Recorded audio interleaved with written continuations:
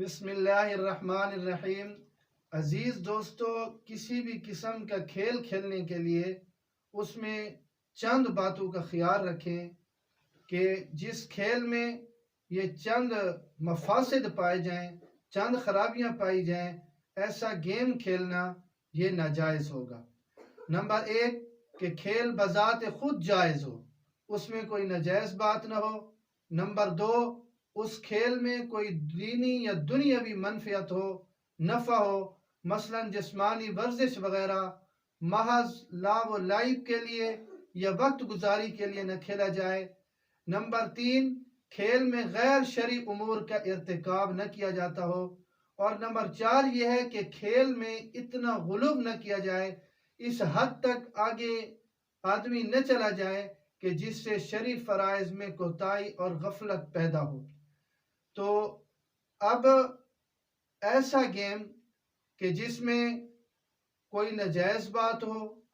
مثلا موسیقی، جوا، ساز وغیرہ، یا اس کھیل میں نہ کوئی دینی نہ کوئی دنیاوی نفع ہو، یا اس کھیل میں غیر شرعی امور کا ارتکاب کیا جاتا ہو، یا اس سے فرائض اور واجبات میں کوتاہی اور غفلت ہوتی ہو،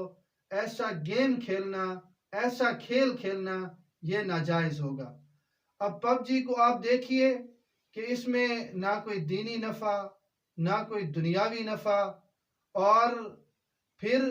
اس کے بہت سارے نقصانات آپ اخبارات میں بھی پڑھ چکے ہوں گے کہ اس نے ذہنوں پر کیا منفی اثر ڈالے ہیں۔ تو اس لیے ہر ایسی گیم سے بچیں کہ جس میں یہ چند خرابیاں پائی جاتی ہوں، جس میں یہ چند مفسدات پائے جاتے ہوں، اور اگر یہ نہ بھی پائے جائیں پھر بھی گیم کھیلنا اگر تفریح تباہ کے لیے ہو اور محض لائب و لعب کے لیے نہ ہو، وقت گزاری کے لیے نہ ہو، بلکہ جسمانی ورزش کے لیے ہو، تو ایسا کھیل کھیلنا وہ جائز ہوگا، ایسا گیم کھیلنا وہ جائز ہوگا۔ اور جس میں یہ خرابیاں پائی جائیں، اور پب جی میں یہ خرابیاں تقریباً پائی جاتی ہیں، اس میں ایک مخصوص راؤنڈ تھا جس کے اندر پلیئر کی پاور حاصل کرنے کے لیے بتوں کے سامنے جھکایا جاتا تھا۔ شدید قسم کے احتجاج پر پاکستان سے اس چیز کو ختم کر دیا گیا۔ اگر خدا نخواستہ کوئی وہ مخصوص راؤنڈ اور مخصوص نقشے والا پب جی کھیلتا ہے، گیم کھیلتا ہے، تو پھر وہ ایمان سے بھی نکل جاتا ہے، اور اگر وہ شادی شدہ ہے تو اس کا نکاح بھی ختم ہو جاتا ہے۔ تو اس لیے ان تمام باتوں کا خیال رکھیں،